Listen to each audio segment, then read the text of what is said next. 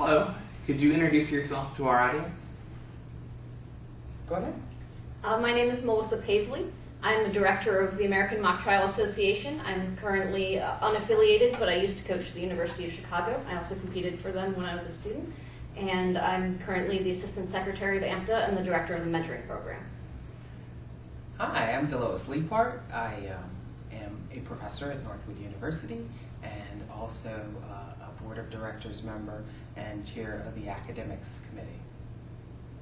Melissa and DeLois, we're going to talk a little bit today about resources for new programs and getting started. Melissa, could you talk a little bit about the resources that AMTA has available for new programs? Sure. There are a few things that we've put in place in the last couple of years to try and help new programs get started. The first is the mentoring program, which I mentioned that I'm the director of.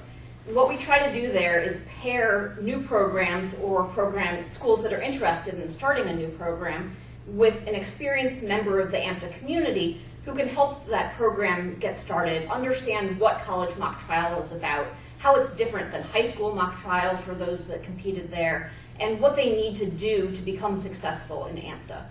What we do is anyone that is interested in having a mentor can email me whenever they want, and I'll assign them someone who is a member of the board of directors, an experienced coach, a former competitor, someone who really understands how AMTA works. That person will then work closely with the new program and answer any questions that they have throughout the year.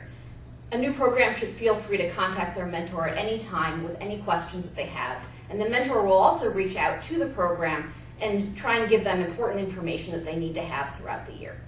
The second thing that we released this year is a new program handbook, so that in addition to talking to your mentor, you have a written resource that explains some of the basics of how mock trial works and how AMTA works in particular. The third thing that we do for new programs is waive the regional registration fee for your first team in your first year, so that you have to pay for the case access like everybody else, but that $125 fee for your first team to compete at your regional tournament is free. DeLois, if I want to start a new program, what's the first thing that I need to do? The 3 steps Melissa outlined is where you should start. The mentor is a great start, but then she also mentioned the new team handbook. That's brand new. Just posted on the website June of 2015. So the second step after you contact Melissa about a mentor is download that handbook and read it from cover to cover. It has all the questions that a new program would want to know the answers to. And it's not a 1,000-page treatise, but it is comprehensive in terms of briefly touching on so many important topics. What is a tournament? What does a tournament look like? What happens at a tournament? What is a tab room? What is happening? How does the pairings work? Where would I go to find the rule about videotaping? All these things like what is the spirit of AMTA? What is an opening statement? What's a closing statement? How do I write a direct? All those questions that you have to know the answer to, or you should know the answer to before you ever go to a tournament. They're right there in that handbook available for you to get an introduction to. And so it's a wonderful overview that the whole team can start on equal footing. It's a resource that you can read over and over. The mentors usually love to take calls, I suspect, between 8 a.m. and 8 p.m. But at 3 a.m., the night before the tournament, when you can't remember, okay, what happens in the first round? How do I figure out my opponent? The handbook is there for you. And then when you can't find your paper copy, you can go to the website and pull it up on your mobile phone. So it's an excellent resource available to help new teams. Melissa, once I've contacted AMTA and I've gotten a mentor, what can I do to get the most from that mentoring relationship? The most important thing is to really be in touch with your mentor regularly. I think that a lot of teams, they get a mentor, they ask a couple of questions, and then they kind of forget that they have a mentor. And the mentor will reach out from time to time. But if they don't have a question at that exact moment, they wind up not using the mentor to its full potential. And then the people that we have involved are really interested in helping new programs. They really want you to succeed in your first year and beyond. And so any questions that you have, if you're confused, if you read the new program handbook and you think, this explains what a tab room is, but I'm not sure I really understand. Am I supposed to be in there or not? What am I supposed to do? Reach out to your mentor and ask that question. And anything that comes up that you aren't sure how you should go about approaching how to write a direct, anything like that, the mentor really can answer those questions. And so I think that the more you talk to the mentor and the more that you speak to people who are involved in mock trial, the better off you're going to be. DeLois, what other resources can new teams take advantage of to help them be successful? Well, the handbook is meant to be merely an introduction. And so once you've finished the handbook and you really have a good grasp on the content therein, it's appropriate to move on to other resources. And there are plenty of them out there. For example, John Weil wrote an excellent book that is called the Mock Trial Handbook, the Student Mock Trial Handbook. And that is an excellent resource that covers all parts of the trial. And he even has a chapter 10, Life After Mock Trial. And so that's a great resource. Another resource was written by Stephen Lovett and Jill Harris. That's an excellent resource also about mock trials themselves. And then after you've read a couple of mock trial books, it's time to branch out. And my next resource that I recommend is by Mowat.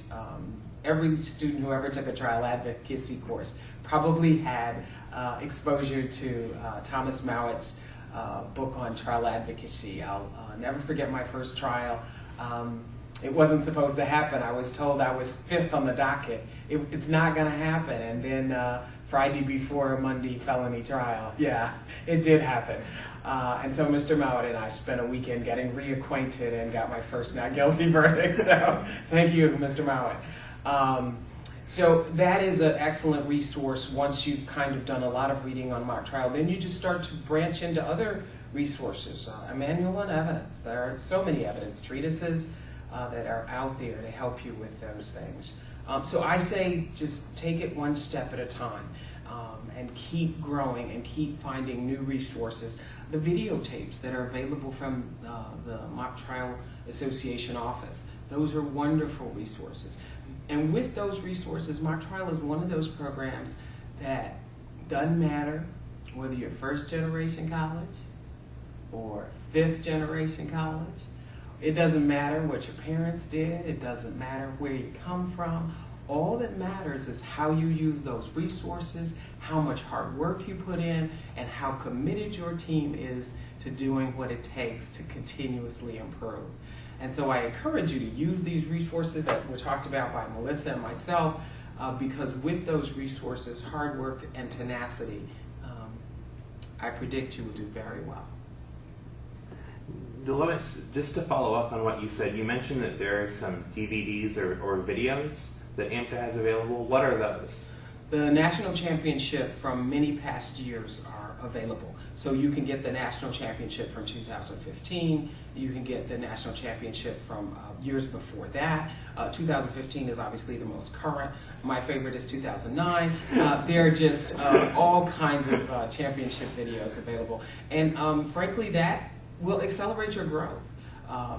Watching how many different styles succeed in a courtroom shows you that this is not an activity where there's only one right answer. What you have to do is take your own assets and use them effectively in the courtroom. And by watching multiple years videotapes, you can see so many different styles.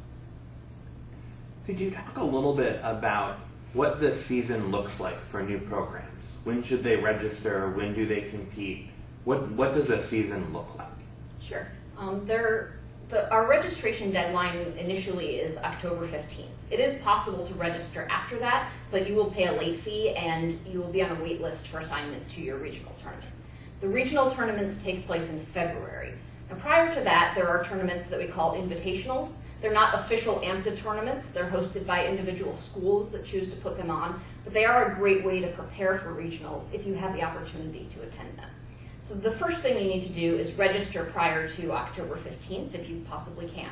And at that point, you'll be given the case materials, which have been released August 15th. So if you are able to register before August 15th, then you'll get the case materials a little bit earlier. In November, around Thanksgiving, we release the regional assignments. So at that point, you can go on the AMTA website and find out where you're going to be competing at your regional tournament in February. And then each team is assigned to one regional tournament. We try to keep them relatively near the locations of each school. And that is the first official AMTA tournament that you will compete in. And the regionals is the last opportunity for everyone in the entire AMTA community to compete. At the conclusion of the February regional tournaments, they identify the top 192 teams based on record. And they get to compete at what's called the opening round of championships, affectionately known as ORCs. And at ORCs, the 192 teams are then selected to the final, those invited to the championships, which is a total of 48 teams. So then at the end of the March tournament, and the 48 teams have been selected, they will then be divided into two roughly equally competitive brackets of 24 teams. At the championship in April, the 24 teams will compete against each other for 4 rounds. They will try the case twice as plaintiff and twice as defendant in a civil year, and twice as prosecution and twice as defense in a criminal year. And we alternate each year, civil and criminal. Once the conclusion of the 4 rounds ends, the season is over for all college mock trial teams with 2 exceptions. The winner of the one division of 24 teams and the winner of the other division of 24 teams. And at that point, they square off in a 5th and final round that is watched by all those students who have been competing to the extent possible, if it's live streamed, or that's watched subsequently on videotape. And in that 5th round, the national champion and the national runner-up is crowned. And it's always an exciting moment in the conclusion of the AMTA season. Thank you very much. You're welcome.